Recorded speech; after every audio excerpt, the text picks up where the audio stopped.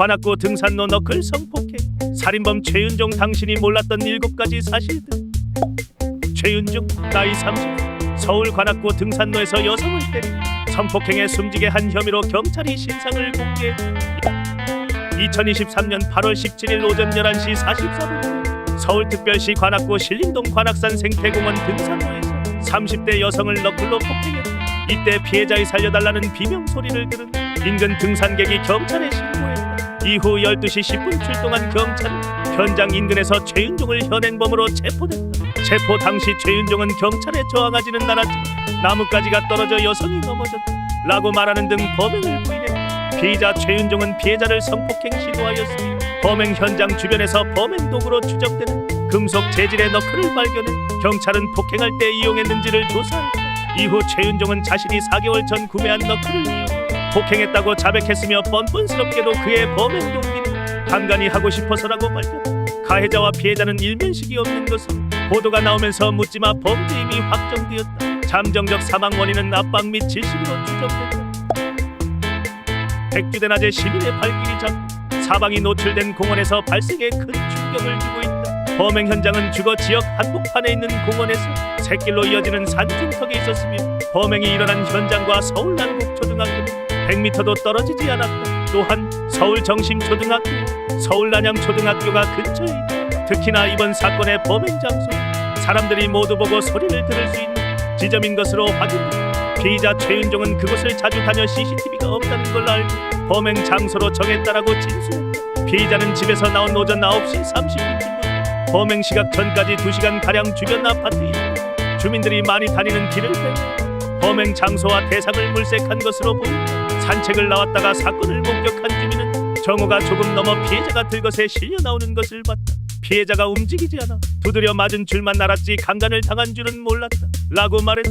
사건이 일어난 시각은 오전 11시 34분경으로 사방이 환한 대낮이며 야간에 많이 발생하는 성폭력 범죄의 특성에서 벗어나 있다. 검찰 통계에 따르면 밤 8시에서 새벽 4시 사이의 범죄 전체 성폭력 범죄의 42% 정도를 차지한다. 오전 9시부터 정오까지의 범죄는 전체의 10% 미만이다. 인적이 드문 골목길에서 일어난다는 통념과도 반대의 사례다. 피의자 최씨는 30세 남성으로 8월 17일 오전 09시 55분에 서울특별시 금천구 독산동에 거주지에서 출발해 약 1시간을 걸어 오전 11시 01분경 범행 장소 인근에 도착했다.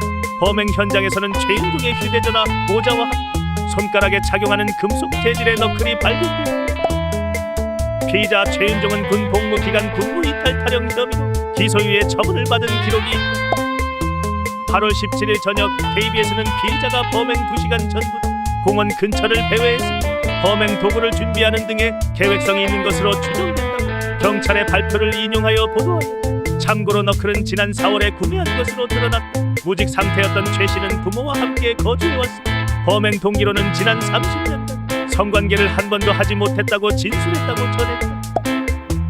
PC방과 자택을 오가는 것이 외출의 전부였으며 통화 기록은 음식 배달 전화가 대부분 은둔형 외톨이인 것으로 드러났다. 경찰은 피의자를 살해할 의도는 없고 주장과 달리 최 씨의 휴대폰 포렌식 결과 이번 달 중 너클, 성폭행, 살인 예고글 관련 기사를 집중적으로 열람했다고 밝혔다. 또한 통화 내역 1년치를 분석했더니 가족과의 전화 문자가 대부분이었다. 피해자는 현직 초등교사인 30대 여성.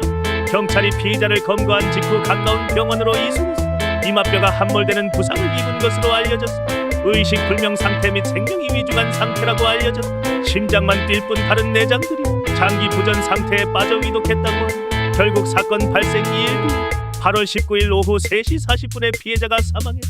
피해자는 출근 중 변을 당했다고 하며 가족들은 피해자가 10년 넘게 혼자 서울 생활을 하며 집안 식구들을 살뜰히 챙긴 버팀목이었다고 말했다. 신림역 칼부림 사건 이후 지난주에 가족이 모여 조심하라고 당부했다.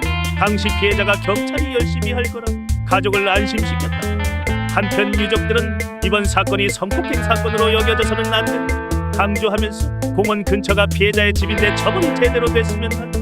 강간상해가 아닌 이거는 살인사건이다 라며 한 가정을 무너뜨린 무차별 범죄의 가장 강력한 처벌을 촉구했다. 또한 경찰이 낳던 어머니에게만 전화와 문자 등으로 연락했는데 일하고 있던 어머니는 연락을 받을 수 없어 결국 사건 발생 후 6시간이 지나 오빠가 연락을 받고서야 피해 사실을 알게 된 것. 선뜻 이해되지 않는다고 밝혔다. 피해자의 유족은 살인 의도가 없었다.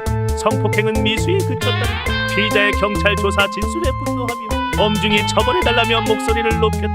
피해자의 오빠는 성폭행 미수 관련 JTBC 취재진에게 반항하지 않을 사람이 어디나 시도한 것 자체가 문제라 말했다. 또한 피의자 가족이 주장하는 우울증 이력이 감형 요인이 돼선 안 된다고 주장했다. 출근길에 피해를 당한 것이라 순직 인정 여부도 주목되고 있다. 부검을 마친 유족은 8월 22일 오전에 피해자의 발인식을